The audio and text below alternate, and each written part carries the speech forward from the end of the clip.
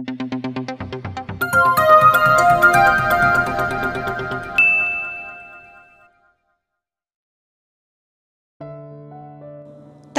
pili na tayo ng pagkain, sabi pa ni Letty kila Aya. Pero himbis na kumilos ang mga ito ay kunot noong tinitigan siya ng mga ito. Nakaramdam siya ng pagkailang. Bakit ganyan kayo makatingin? Tanong niya. Ang weird mo kasi, sabi ni Jenna.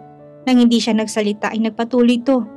Kanina pagdating mo sa office, mukha kang luka-luka kumakangisi. Halatang masayang-masaya ka at ayaw mo sabihin kung bakit. Tapos ngayon naman, para kang problemado. At ang weird ng reaksyon mo nang makita natin sila Mr. President. Puna pa nito. Napakagatlabi si Letty. Malapit na ba siyang mabuko ng mga to na may namamagitan sa kanila ni Damon? Don't tell me, Letty, pabiting singit ni Aya. Dahil upang lalo siyang kabahan. Nang lumapit ito sa kanya, bahagya siyang napaatras. May nakita kang kakaiba sa pagitan ni President at ni Miss Lani noong nasa opisina kanya, no? Kaya naiilang ka nang makita natin sila kanina. Umamin ka na, ano nakita mo? Tanong nito sa kanya. Napangiwi siya sa sinabi nito at lumayo na sa mga ito.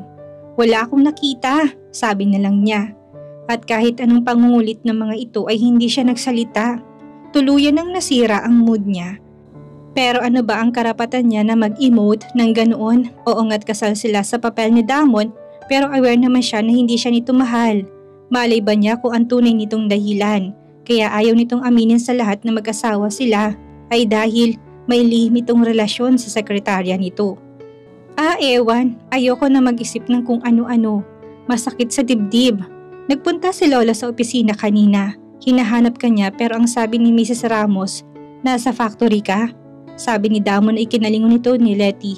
Kahit pinipigilan niya sariling tingnan nito.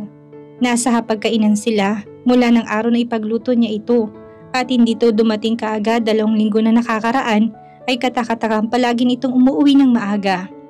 Kapag naman gagabihin ito'y tumatawag ito sa kanya. Dapat ay matuwa si Letty sa ginagawa nito pero tuwing naiisip niya na ang dahilan kung bakit hindi ito umuwi kaagad ng gabing ipagluto niya ito ay dahil may date ito sa ibang babae ay nawawalang saya niya. Idagdag pang ilang beses na naman itong lumabas sa broadsheet na may kasamang mga celebrities at socialite at tinuturing na buong bansa na certified bachelor kahit ang totoo ay asawa na niya to. Pagkatapos ay wala itong ipaliwanag sa kanya na kahit na ano tungkol sa mga yon. Akala yata ni Damon ay hindi siya marunong magbasa ng broadsheet. Hindi naman niya magawang magreklamo dahil alam naman niya ang consequence ng kasal na yon. Ano bang sabi ni Lolo Mel? Tanong ni Letty na inalis ng tingin dito. Lately kasi ay tila naiiyak siya kapag nakikita niya ang mukha nito. Palagi rin ay tila may kumikirot sa dibdib niya kapag nasa malapit ito. May family reunion ang mga Valencia sa bahay niya next month. He invited us, paliwanag ni Damon. Pwede ba ako doon? Eh di malalaman ng pamilya mo na may asawa ka na. Hindi ni Letty napigilang sabihin.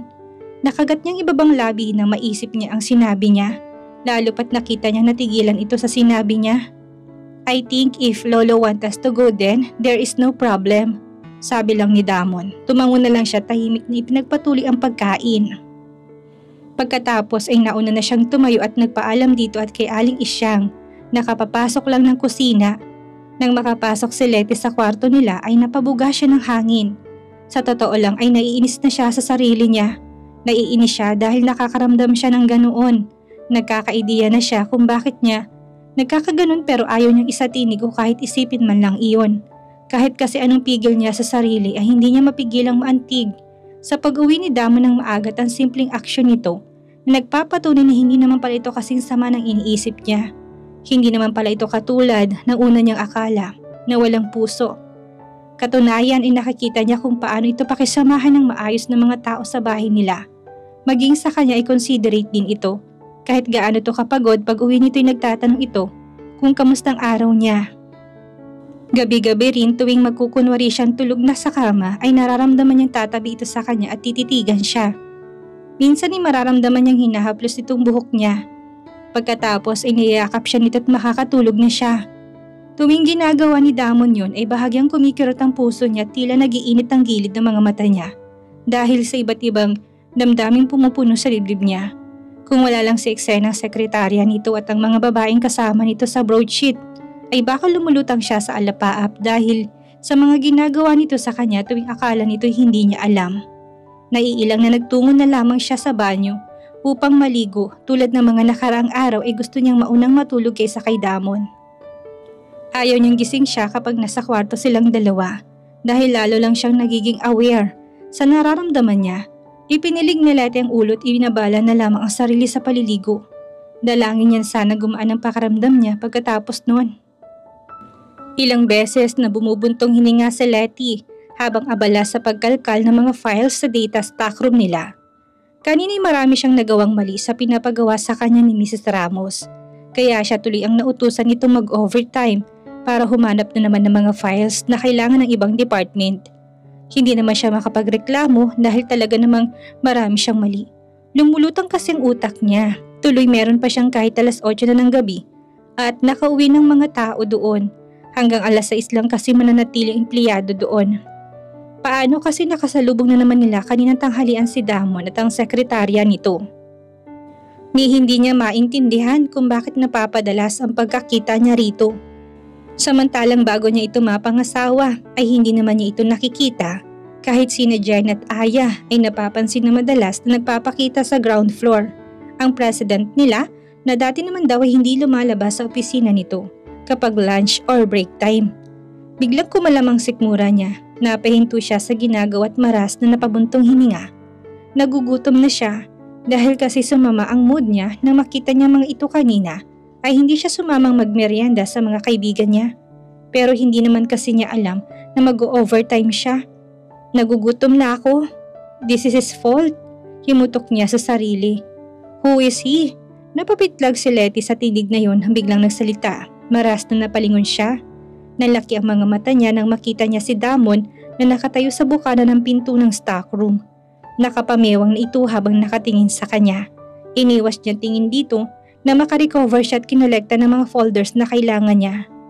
Bakit nandito ho kayo sa stockroom, sir? Kung hinahanap niyo ho si Mrs. Ramos ay kanina pa siya umuwi, sabi ni Letty rito, imbis na sagutin ang tanong nito.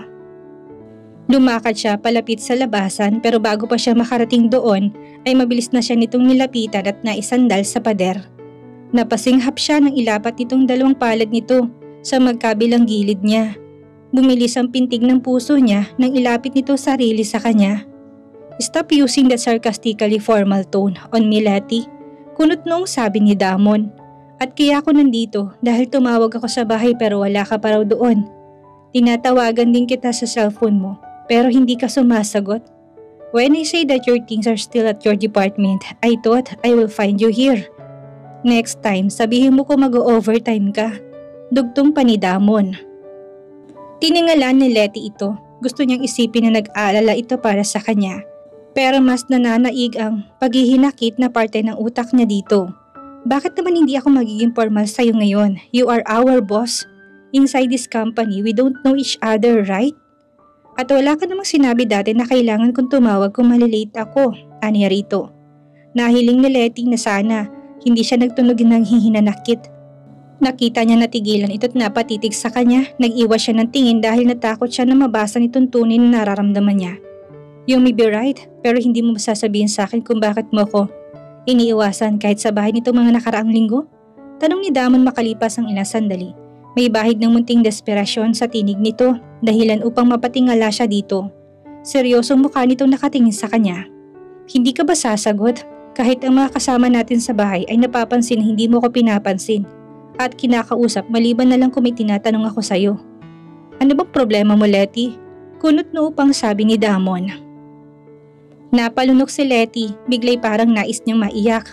Ayaw niya kasing sabihin dito kung bakit niya ito iniiwasan dahil baka tawanan lang siya nito o kaya ay kainisan. Pero mukhang wala itong balak na palampasin ng usapang iyon kaya huminga siya ng malalim. Magsasalita na sana siya nang biglang sumarang pinto ng stockroom. Sabay pa silang napatingin doon.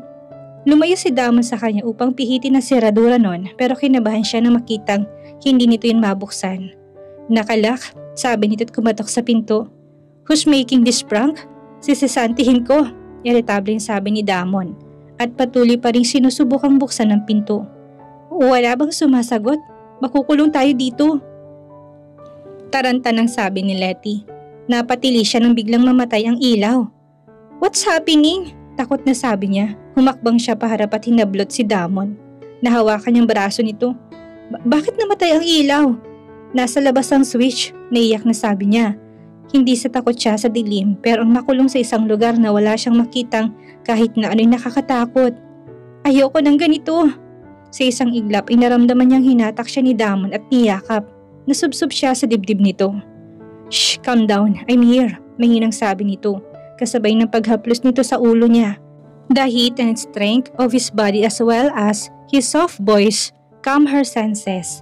Makalipas ang ilang sandali kumilos ito upang lumayo sa kanya. Tarantang napakapit sa Letty sa braso nito. Kukunin ko lang ang cellphone ko, sabi nito. Saglit pa nga ay nagkaroon ng liwanag dala ng ilaw na mula sa cellphone nito. Bahagya niya na aninag ang mukha ni Damon nang tumipa ito doon at nilapat yun sa tenga nito. Hindi niya inalis ang pagkakalapit sa braso nito. Bakit hindi mo sinasagot ang tawag ko, Lani? Mahinang sabi nito. Nang banggitin itong pangalan ng sekretarya nito, ay napabitaw si Letty dito. Tumingin ito sa kanya, umatras siya at sumandal sa pader. Bakit ka bumitaw? You scared, right? Tanong ni Damon sa kanya na humakbang naman palapit sa kanya. Nag-iwas sa Letty ng tingin. Kapag nasa ganitong sitwasyon ka, siya talagang una mong tatawagan ha? Mahinang sabi niya. Ano? Syempre, she is my secretary. Pinigilan niya mapaismid. Hindi naman siya mukhang sekretarya lang sayo, sabi niya. At anong ibig mo sabihin dyan? Saglit na mariin ni Letting itinikom ang bibig bago muling nagsalita. Pinag-uusapan kayo ng mga empleyado, you know. They said that you are a couple. At nung gabing nagluto ako pero late kang dumating, sabi nila may nakakita sa inyo nagdi-dinner somewhere. Mahinang sabi niya. Matagal bago ito nagsalita. So, that's how it is? Kaya iniiwasan mo ko? Sabi ni Damon. Tiningala ni Letty ito na may maringgan siyang amusement sa tono nito. Kahit na munting liwanag lang ang meron doon ay sigurado siyang nakangiti ito. Nagsiselos ka kay Lani? Sabi pa nito. Otomatikong naginit ang mukha niya sa sinabi nito. Of course not. Besides, hindi lang naman siyang dahilan. Halos araw-araw nasa mga broadsheet ka kasama kung sino-sinong babae at na hindi mo man lang sinasabi sa akin ang tungkol doon. It's so frustrating to read stuff like that and hear the employees talk about you as a certified womanizer when I am your wife, dire-diretsong sabi ni Letty. Pero naitakip niya rin ang kamay sa bibig niya nang ma-realize ang mga pinagsasabi niya. Lalo pat nakatitig lang ito sa kanya, lalo tuloy uminit ang mukha niya. Yumuko siya dahil napahiya siya, pero nagulat siya nang bigla nitong hawakan ang mukha niya at iangat iyon. Bago pa niya malaman ang gagawin nito ay lumapat ng mga labi ni Damon sa mga labi niya. Bigla'y tila huminto sa pagtibok ang puso niya. Nablangkong utak ni Letty na maramdaman niya ang mainit na mga labi ni Damon sa mga labi niya. Saglit lamang yun pero naramdaman niyang iba yon sa halik na iginawad nito sa kanya nung araw na ikinasal sila. Sa hindi niya maipaliwanag na dahilan ay tila mas mainit yun kaysa noong una. Nang ilayo nitong mukha sa kanya napatingala siya dito. Nababanaag niyang ngiti sa mga labi nito. Hindi ka lang kailangan nagsaselos, pati sa mga babaeng kliyente ko na kailangan ko samahan sa mga event. Pinal na namang sabi ni Damon. I told you, hindi ako nagsaselos. May karapatan ba ako magselos? Inis na sabi ni Letty. Naramdaman niyang lumapit ito sa kanya. Muli nakakulong siya sa mga bisig nito. Of course you have. You are my wife, right? Sabi ni Damon. If those things bug you, sana sinabi mo sa akin. Dugtong pa nito na may tipid ng ngiti sa mga labi. Nag-iwas siya ng tingin. Paano ko sasabihin sa'yo? Kahit naman mag-asawa tayo, hindi naman tayo ikinasal sa normal na paraan. Kaya paano kita tatanungin? Aniya rito. Nagbuga ito ng hangin at tumabi sa kanya sa pagkakasandal sa pader. Naramdaman ni Letty na ginagap ni Damon na palad niya. Kahit hindi normal ang paraan, we're still legally married. We might not know anything about each other now, but we have forever to learn about each other. Kung may mga tanong ka, sabihin mo sa akin. Malumani na sabi ni Damon. Napabuga na rin sa Letty ng hangin. So ano ba talagang meron sa inyo ni Miss Olos? At yung mga babaeng kasama mo sa broadsheet, ano ba talaga sila? It's just frustrating for me na para akong kiridang tinatago mo sa lahat kahit pa pumayag naman ako sekreto lang ng munang kasal natin. Mahinang sabi niya. Pinisil nitong kamay niya. She's my secretary. Alam niya rin na mag-asawa tayo. Napatingala siya sa sinasabi nito. Niyuko siya nito. I thought you already noticed it. Siya nga sumundo sa'yo, hindi ba? Besides, si Lolo ang naglagay sa kanya na sekretary ko. So pwede mo sabihin siyang spy ni Lolo sa kumpanya para siguraduhin maayos ang pagsasama natin. And she's married. Mahabang paliwanag ni Damon. She's married? Manghang sabi niya, bahagyatang tumawa. Kaya hindi ka dapat magselos sa kanya. Yung sinasabi mo may nakakita sa amin, hindi lang kaming dalawang magkasama noon. May kausap kaming kliyente. Siguro na makita kaming dalawa ni Lani ay nung nag-excuse para magbanyo ang kliyente namin. At pinag-uusapan namin kung paano makukumbinsi ang kliyenteng yun. Umingos na lang si Letty sa sinabi nito dahil narinig niyang tawa nito sa unang pagkakataon. And about those broadsheet, kliyente lang ng kumpanya mga yun.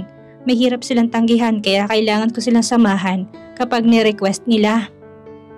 It's not as if I am doing anything improper with them. Okay na bang explanation yon? Nagbuga siya ng hangin. It's fine I guess, ani rito. Muli narinig niyang tumawa at pinisil ang palad niya. At ang tungkol sa pagiging sekreto ng kasal natin, honestly, wala namang problem sa akin kung lumabas naman yun. I realized that if I really want to take over this company, dapat magawa ko yun hindi dahil sa marital status ko o kung ano pa man kung hindi dahil sa sarili kong kakayahan. Pero hindi ba masalanganin para sa'yo kung biglang malalaman sa kumpanya na mag-asawa tayo? Your workmates will surely ask about you. Hindi ka nila tatantanan, dugtong pa ni Damon. May punto naman to. Ayaw niya usosyohin siya tungkol sa personal niyang buhay. Kung may pagsasabihan man siya, malamang si Jen at Aya lang. Dahil alam naman ng mga to ang naging sitwasyon ng pamilya niya. Bumuntong hininga siya. I get it, sabi na lang niya. Naramdaman niyang dinampian ito ng halikang tuktok ng ulo niya. Natigilan siya. Eto ba talaga si Damon? Bakit parang ang bait-bait nito? That's good, sabi nito at muli itong pumindot-pindot sa cellphone niya at may tinawagan. Hindi pa nagtatagal ay nagsasalita na to. Lani, where are you? What? So it's you? How long do you plan to lock us up here? Buksan mo ng pinto, pautos na sabi ni Damon. Hindi pa man ito na ibababa ang cellphone nito ay narinig niya ng pag-click ng pinto ng storage room. Pagkatapos ay bumukas yun kasabay ng pagkalat ng liwanag doon. Nalaki ang mga mata ni Letty nang sumungaw doon ang sekretarya ni Damon. Nakangiti ito. Oh my, okay na kayong dalawa? Nanunod yung tanong nito. Jeez, sinong nasa tamang pag-iisip ang magkukulong ng mga tao sa madilim na lugar na to? Sabi ni Damon nagpatiuna na sa paglabas kesa sa kanya. Tumawa si Lani. Tinutulungan lang kita Mr. President. Ilang linggo ka na hindi makapag-concentrate sa trabaho dahil pinoproblema mo kung bakit ka iniiwasan ni Mrs. Valencia. Kahit wala ka ring lakad, palagi ka nagpapasamang bumaba sa ground floor tuwing lunch or break time. Kahit hindi mo sabihin halata namang sinisilip mo si Mrs. Valencia. At least nagkaroon kayo ng pagkakataong mag-usap, hindi ba? All is well. Sabi pa nito na matapos siyang balingan at nginitian at nagpatiunan ng lumabas. You don't have to say that much. Inis na habol dito ni Damon. Tawa lang ang narinig ni Letty mula sa sekretary nito. Napatitig siya sa nakatalikod na si Damon. Nakip-kip niya ang mga folders na hawak niya sa dibdib niya dahil sa biglang pagrigo nun sa mga sinabi ng sekretarya nito. Kaya ba talaga dumadalas na nakikita nila si Damon ay dahil sa kanya? Talagang nag-aalala ito sa kanya? Napahinga siya ng malalim dahil bigla siyang sumaya. Biglay na kumpirma niyang dahilan kung bakit naging ganoon, kabothered siya ng dahil sa mga babaeng yun. Damon, tawag niya rito. Lumingon to sa kanya. Hindi ka ba nagsisisi na pinakasalan mo ko? Tumitig to sa kanya pagkatapos ay tipid ng umiti. No, besides, if it is you, I think marriage is not that bad, sagot ni Damon. Napipi yata siya sa sinabi nito. Inilahad nitong kamay sa kanya. Let's go, ihatid mo ng mga files na yan sa office niyo at umuwi na tayo. Napabuntong hininga sa Letty at tinanggap ang kamay nito. Hindi niya kayang itanggi pa, mahal na talaga niya to. Hindi mo naman talaga kailangang mag-ayos ng husto. It will not make any difference in front of my relative if I tell you. Puna ni Damon kay Letty. Habang abala siya sa pag-a-apply ng makeup, nilingon niya ito mula sa vanity mirror, nakaitim na slacks at simpleng long sleeve, at tinupi hanggang siko. Siya'y piniling magsuot ng simpleng bestida.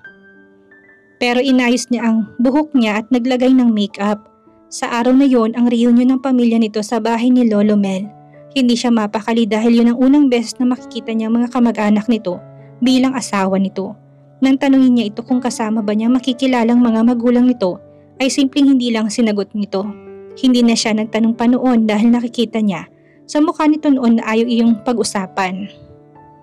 Ang ginawa niya ay naglakas na lang siya ng loob na magtanong kay Aling Isyang kung may alam ito at nalaman niya na matagal nang patay ang mga magulang ni Damon. Niisip niya na marahil ay may dahilan si Damon kung bakit ayaw nitong pag-usapan yon. Kaya nangako siya sa sarili niya, naghihintay na lamang sandaling magbubukas na ito ng tungkol sa buhay nito sa kanya. Sinasabi mo lang yan kasi kamag-anak ka nila. Ibang tao ako kaya syempre hindi ko alam kung anong magiging impression nila sa akin, aniya rito. Hindi na ito nagsalita. Pinagtakan ni Letty yun kaya mabilis na niyang tinapos ang pagme-makeup niya at humarap dito.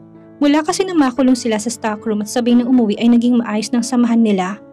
Kaya mas napapansin na niya kung hindi normal o normal ang pananahimik nito. Bakit? Tanong niya rito. Bumaling to sa kanya.